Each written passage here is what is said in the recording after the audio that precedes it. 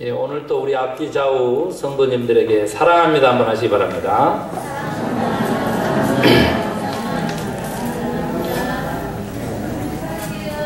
사랑받기 위해서 태어난 사람들 맞아요? 예, 만약에 그렇다면 한 번 더 다른 사람들을 사랑한다고 해야만 우리는 사랑받을 수 있습니다. 우리 다시 한번 앞뒤 좌우 사랑합니다 크게 한번 하시기 바랍니다.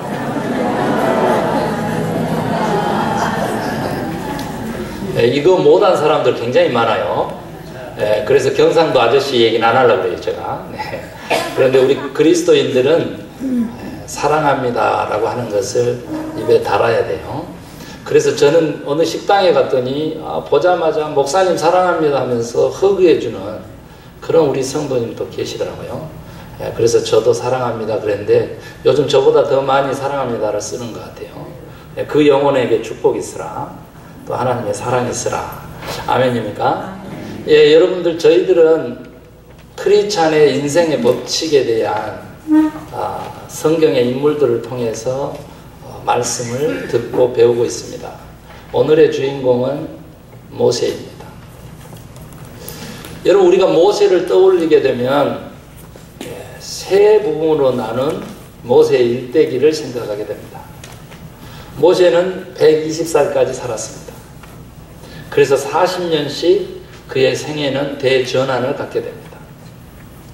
첫 번째 40년은 우리가 잘 아는 대로요. 예, 애굽에서 종으로 노예로 살고 있는 이스라엘 백성들이 너무 창대해지니까 애굽의 왕 바로는 남자아이는 다 죽여라 이렇게 명령을 내리게 되죠. 그런데 이 모세의 어머니는 그 명령을 거역하고 어차피 죽일 거라면 하나님의 손에 맡기자 해서 갈대 상자에 아이를 집어넣고 나일강에 띄우게 되죠. 마침 그럴 때 애굽의 공주가 그곳에서 물놀이를 왔다가 그 갈대 상자에서 아이를 발견해서 건져 올려서 이름이 모세이죠. 여러분 40년 동안 애굽의 왕궁에서 자랐습니다. 모세의 이 40년 초반의 생활은 영어로 얘기하면 I'm something이라고 하는, I'm special이라고 하는 특별한 의식 속에서 살았습니다. 왕궁의 왕자니까요. 그럴만도 하죠. 자기는 많은 사람들에게 존중을 받고 우대를 받으니까 당연히 I'm special, something이라고 생각하면서 살았을 것입니다. 그러나 마흔이 되자 하나님은 그를 광야로 내몰게 되죠. 무엇 때문에 그랬냐면 자기가 누군지를 알아서 자기 백성의 그 학대를 보면서 거기에 치근한 마음이 생겨서 편들기를 합니다. 그러다가 그 편들기를 거역하는 인물을 쳐 죽이게 되죠.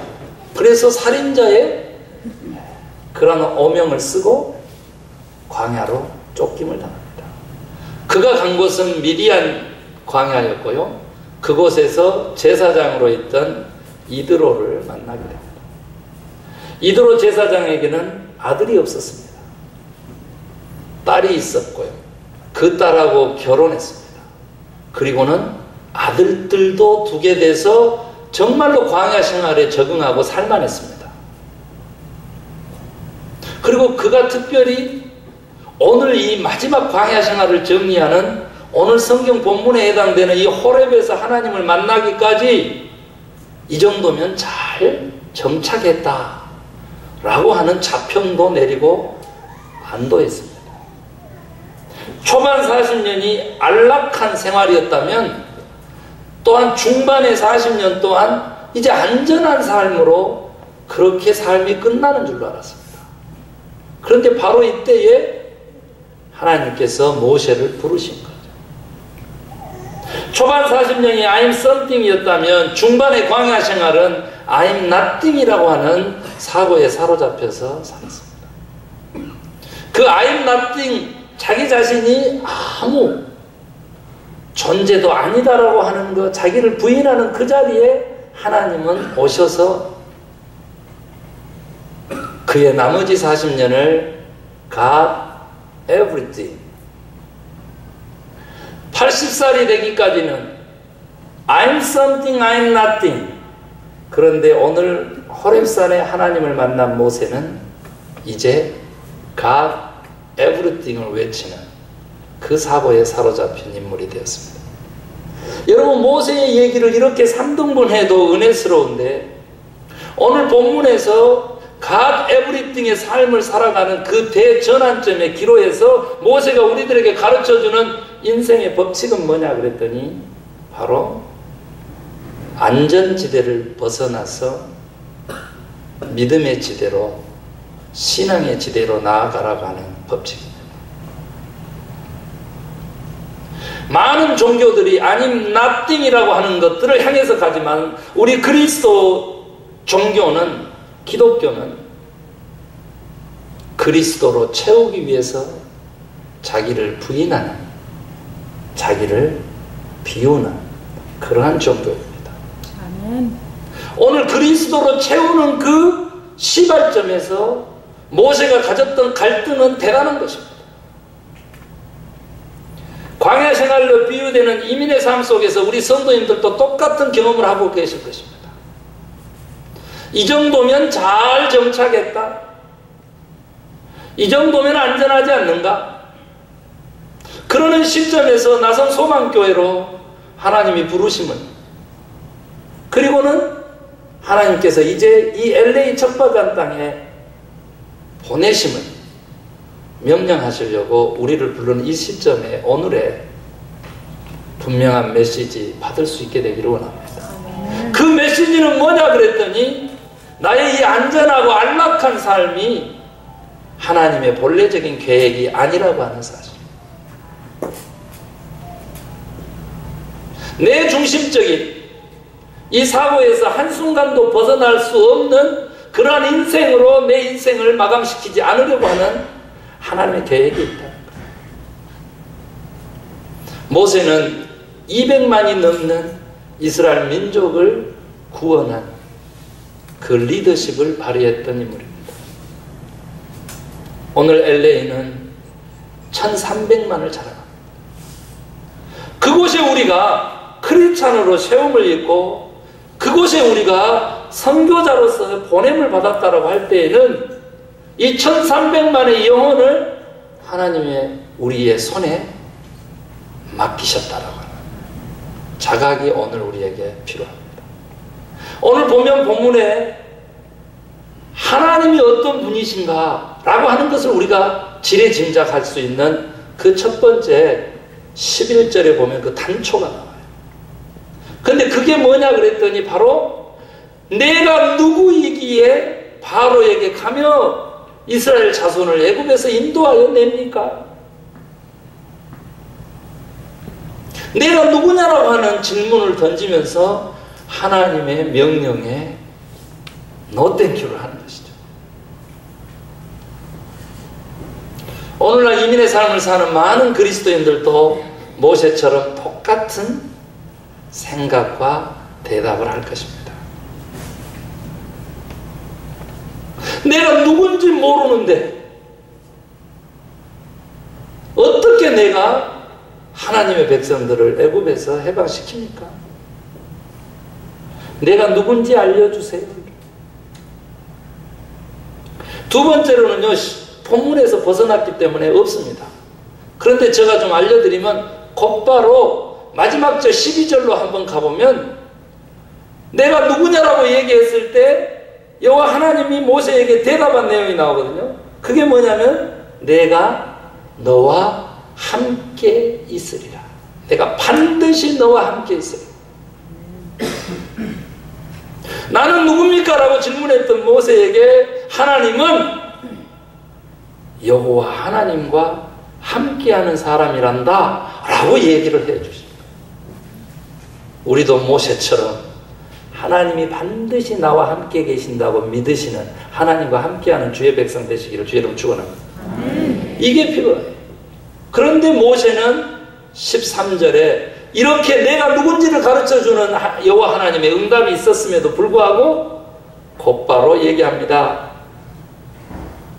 내가 애굽 돌아가서 이스라엘 백성들에게 만났다고 칩시다. 그런데 누가 나를 보냈다고 합니까?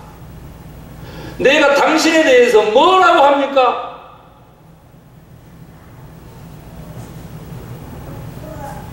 모세는 내가 누구인지도 몰랐지만은 하나님이 어떤 분이신지도 몰랐다는 거예요. 하나님, 당신에 대해서 내가 뭐라고 할까요? 하나님에 대해서 저에게 좀 가르침을 주세요. 그러면서 못 간다는 거예요. 하나님 말씀하십니다. I am who I am. 한국말로 번역하면 나는 스스로 있는 자다. 이 말은 다른 말로 바꾸면 하나님이 존재 자체라는 거예요. 내가 바로 너 존재의 근원이고 이 세상 우주 모든 만물의 존재의 근원이라는 뜻이죠. 모세는 깨닫지 못했습니다. 아직도 내 중심성에 사로잡혀 있기 때문에 하나님이 어떤 분이신지 보고 있어도 모르는 겁니다. 제가 여러분에게 아무리 우리가 믿고 있는 하나님은 삼위일체 하나님이시기 때문에 본질상으로 공동체적인 분이시기 때문에 내 이기성을 탈피하지 않거나 하나님을 만날 수 없다라고 해도 모르는 겁니다. 자기 중심성을 한 번도 벗어나 보지 못한 사람은 예수님처럼 다른 사람을 위해서 자기 목숨을 보내시지 못한 분들은 하나님을 알 수 없습니다. 내가 나를 위해서 사는 것이 아니라 하나님이 관심하는 내 이웃, 나의 도움을 필요하는 그 진정한 이웃을 위해서 살아보지 않는 사람은 하나님을 알 수 없습니다. 나의 나됨은 바로 당신 때문입니다라고 그 당신을 이웃으로 삼지 않는 사람은 결코 이웃 속에 존재적으로 함께 하시는 하나님을 만날 수 없습니다. 불꽃 떨기 나무 속에서 불이 꺼지지 않고 활활 불꽃이 피어오를지라도 얼굴과 얼굴을 맞대고 볼지라도 하나님을 알 수 없습니다. 모세가 그랬습니다. 모세가 발버둥을 칩니다. 사장으로 가면 그래도 가라고 하니까 사람들이 나를 믿지 않을 것이고 내 말도 듣지 않을 것입니다. 그리고 말하기를 너는 우리의 조상을 이끌어냈던 아브라함의 하나님, 이삭의 하나님, 야곱의 하나님, 이 영영한 이름의 하나님과 함께하는 사람이 아니다 할 것입니다. 이렇게 변명합니다. 드디어 이제 관계성 속에서의 신뢰의 문제가 나오는 거예요. 나를 믿지도 않고 내 말도 듣지 않고 하나님이 함께하는 사람이 아니라고 할 텐데 못 갑니다. 우리는 하나님과 동행함으로 다른 사람에게 신뢰를 주고 우리들의 말에 책임을 져야 되는 그리스도인들입니다. 모세는 이러한 사명, 이러한 그리스도인에 대한 발견이 없었습니다. 못 간다는 겁니다. 그래도 하나님께서 그를 설득을 하자 모세가 또 변명합니다. 4장 11절에 나오는데 나는 말을 못한다는 거야. 혀가 뻣뻣한 사람인데 어떻게 가서 당신의 말씀을 전합니까? 난 못합니다. 하나님이 화가 날 만도 하신데 또 설득을 하죠. 내가 너와 함께 하겠다. 네 뻣뻣한 혀 대신에 말 잘하는 네 행님을 내가 예비했다. 그런데 그때 재미납니다. 4장 13절에 모세가 오 주여 보낼 사람을 보내십시오. 5번 거부합니다. 오늘 우리들의 모습입니다. 이거 함께 해봅시다. 이거 하나님의 일이고 하나님의 원하심인데 우리 하나 되면 하나님이 쓰신다고 하니까 우리 하나 돼서 이 일 한번 해봅시다.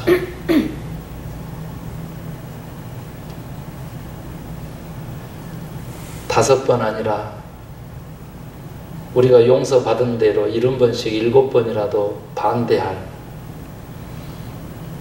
우리들이 아닙니까? 모세는 드디어 신발을 벗습니다. 우리의 선 땅이 하나님 함께 하시는 거룩한 땅인 것을 고백하죠. 와이프와 자식들을 데리고 장인에게 작별을 하고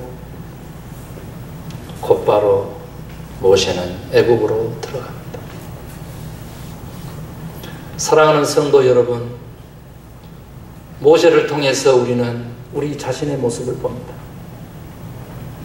왕궁에서의 안락했던 삶에 대한, 과거의 경험에 대한 미련을 떨쳐버리지 못하는 우리의 모습을 봅니다. 그러나 하나님이 명령하신 그 신앙의 길에 그 믿음의 자리는 과거의 경험을 극복해야만 주어지는 자리입니다.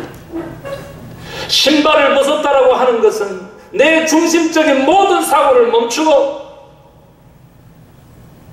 다른 사람의 신발을 신어보는 하나님이 원하시는 삶을 살아내는 거룩한 예배 행위를 일컫습니다.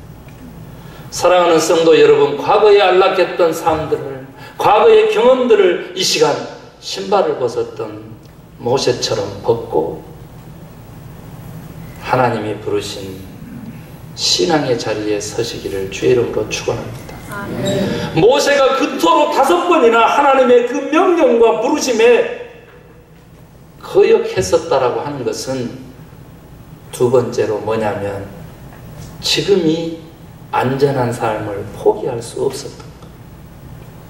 저가 살인자가 되어서 왕궁에서 광야로 쫓김을 당하고 40년 동안 양들 치는 일을 도우면서 가까스로 잡은 자리인데 그야말로 오늘 이민의 삶 그 자리에서 이 정도면 이제 된 건데 어찌 이 자리를 떠나라고 하십니까? 현재의 안전함, 우리에게 또 다른 유혹이었습니다. 가정을 이루고 후손을 보기까지 저가 어떻게 살아온지 아십니까? 이 안전을 떨쳐버리고 위험지대로 저를 보내십니까? 여러분, 믿음 없이는 갈 수 없는 것, 믿음 없이는 극복할 수 없는 것, 현재의 안위입니다. 많은 사람들이 성공한 목적을 노후의 편안한 삶으로 정의합니다. 국가는 이것을 장려합니다. 그러나 우리 크리스찬들에게는 은퇴란 존재하지 않고 노후의 편안한 삶 자체가 영원한 하늘나라에 비하면 잘못돼도 한참 잘못된 인생의 목적입니다. 우리는 영원한 삶, 하나님과 동행하는 그 삶을 위하여 순례자의 삶을 사는 존재들입니다. 순간 끝날 것입니다. 육체의 편안함을 위하여 내 인생이 존재한다면 그리스도의 십자가의 피 흘림은 너무 값없는 것입니다. 하나님의 부르심의 자리, 내 백성, 내 신음소리, 저들에게 구원을 베풀 그 자리로 떨쳐 일어나는 저와 여러분 되십시다. 왜 모세는 그토록 반대했는가? 마지막 이유는 과거의 경험도 극복하고 현재의 안락함과 안전도 극복했는데 미래에 대한 불안 때문에 그렇습니다. 5번의 모든 거부가 미래에 대한 불안 때문에 그렇습니다. 실제로 미래는 암담했습니다. 역경이었습니다. 죽음의 사선을 넘어야 되는 일이었습니다. 그런데 모세는 결정했습니다. 나의 미래를 속속들이 다 알고 계시는 하나님 손에 자신의 인생을 맡기기로 결정했습니다. 자기 힘으로 무엇인가 해보려고 했을 때, 썸띵이라는 생각에 사로잡혔을 때 하나님이 nothing을 경험했던 그 과거를 극복하고 이제 God everything의 자리로 나아가기 위해서 미래를 확신하고 믿을 수밖에 없는 위치에 선 것입니다. 우리의 신앙의 자리가 무엇입니까? 우리의 믿음이 무엇입니까? 알 수 없는 우리의 미래에 대해서 확신하는 것이죠. 하나님이 책임지신 나의 미래라고 믿고 확신하는 것, 이것이 믿음이고 인생의 법칙입니다. 그곳으로 나아가십시다. 믿음이 없이는 한 발짝도 전진할 수 없어요. 우리들의 생명이 어찌 보면 이미 끝나 있는지도 모릅니다. 내가 몰랐던 암덩어리가 말기를 선언하고 있는지도 모릅니다. 그러나 오늘 우리가 우리의 미래를, 우리의 생명을 하나님께 맡길 때에 하나님이 지금 우리가 깨닫지 못하는 죽음의 병마까지도 치유하실 수 있는 능력이 있으시다는 거예요. 모세가 우리에게 들려주는 것은 이것입니다. 내가 만약에 왕궁에 그대로 거했다면 나는 그 가나안 땅에서의 불꽃 떨기 속에서의 하나님을 볼 수 없었을 것이다. 내가 그 가나안, 그 적과 꿀이 흐르는 땅, 그곳으로 모은 백성들을 다 인도하게 내기 위해서 내가 미디안 광야를, 나의 안전지대를 떠나 애굽으로 들어가지 않았다면 홍해를 가르는 하나님을 경험하지 못했을 것이다. 10가지 재앙으로 세계 최강대국을 초토화시키는, 어떤 사람들은 홍해를 가를 때 갈대숲을 그냥 지났을 것으로 그렇게 해석을 합니다. 지리학상으로 굉장히 일리 있는데 더 큰 질문은 이스라엘 백성들은 그렇게 건넜다고 치더라도 세계 최강의 군대 애굽의 군인들은 어떻게 갈대숲에서 다 죽을 수 있겠어요? 여러분, 믿음의 시각으로 보면 오늘 또 홍해를 가르시는 하나님을 만나게 됩니다. 사면초가 그 순간에도 열려있는 곳 한 곳 하늘을 쳐다보면 우리를 들러 올리시는 하나님을 만나게 될 것입니다. 믿음을 가지셔. 미디안 광야를 떠났을 때 가나안 땅은 하나님이 거하시는 성소가 되었습니다. 우리도 새로운 세계, 하나님의 나라를 경험하기 위해서 내 안전한 자리를 떠날 수 있는 성숙과 하나님과의 더 풍성한 관계를 향하여 신앙적 모험을 결단하는 저와 여러분 되십시다. 우리 행하지 않으면요, 언젠가 우리는 뒤를 돌아보면서 후회할 날이 있을 거고요. 그리고 영원한 심판의 자리에서는 돌이킬 수 없는 탄식을 순간내게 될 것입니다. 지금 나를 향해 신었던 나만을 위한 신발을 벗고